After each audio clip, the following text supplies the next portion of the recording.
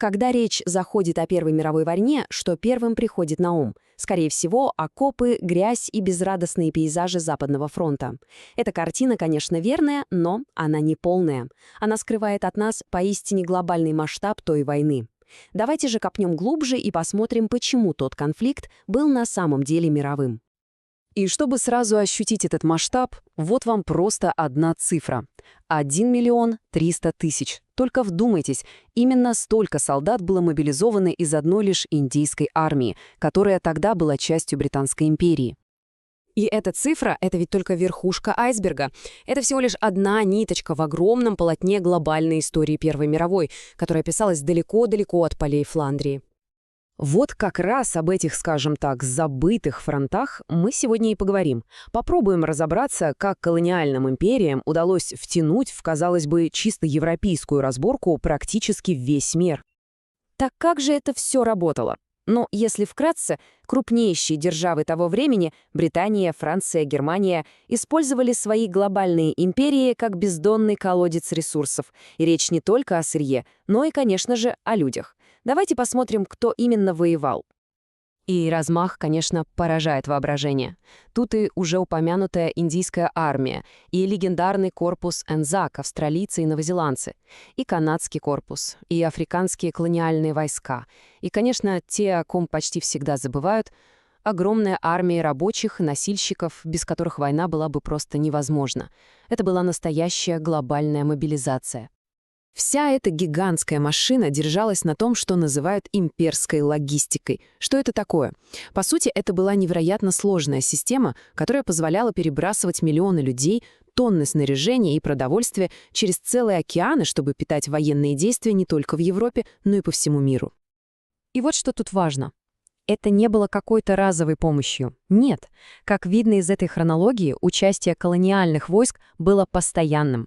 Оно шло на протяжении всей войны, с 1914 по 1918 год, на самых разных фронтах, от Ближнего Востока и до самого сердца Европы. Давайте для примера возьмем, пожалуй, самый известный случай — австралийский и новозеландский армейский корпус, более известный как Анзак. Их история — это целая сага, настоящая эволюция. Началось все, конечно, с той самой трагической высадки в Галлиполи. Несмотря на то, что это было сокрушительное поражение, именно там, в огне и крови, начала коваться национальная идентичность Австралии и Новой Зеландии. Потом были кампании на Ближнем Востоке и, наконец, Западный фронт, где им пришлось столкнуться с совершенно другим, можно сказать, индустриальным подходом к войне. А теперь давайте сделаем резкий поворот и перенесемся в Африку, на театр военных действий, о котором говорят гораздо-гораздо реже. И война там была, совершенно другой. Она абсолютно не похожа на то, что мы привыкли видеть в фильмах о Первой мировой. Просто взгляните на это сравнение. Вместо привычных нам окопов — бесконечные партизанские рейды на огромные расстояния. Вместо железных дорог и грузовиков — все снабжение буквально на плечах людей. Вместо концентрированных битв — изнурительная война не столько с противником, сколько с климатом, болезнями и самой природой. И тут, конечно, возникает логичный вопрос: а кто же тащил на себе всю эту логистику, если не было дорог и техники? На ком все держалось? Ответ на самом деле простой и страшный. Всю войну в Африке в буквальном смысле несли на своих спинах местные гражданские носильщики. Сотни тысяч человек, которые переносили все, от патронов до полевой кухни и разобранных пушек. Они были кровеносной системой этой войны. И самое ужасное в этой истории — это цена. Цена, которую заплатили эти люди, была колоссальной. Они гибли тысячами от истощения, болезней, нападений диких животных, попадали под обстрелы. Но их жертвы почти никто не считал. Они просто исчезали в статистике, если она вообще велась.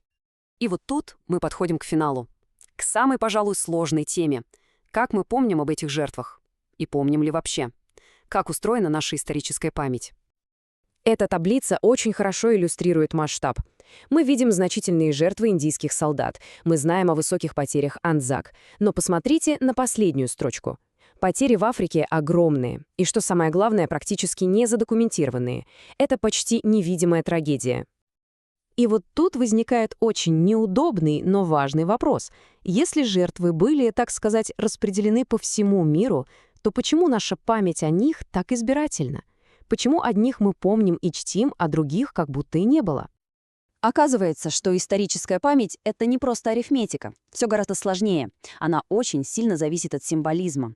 Галлиполи стала национальным мифом, символом рождения нации для Австралии.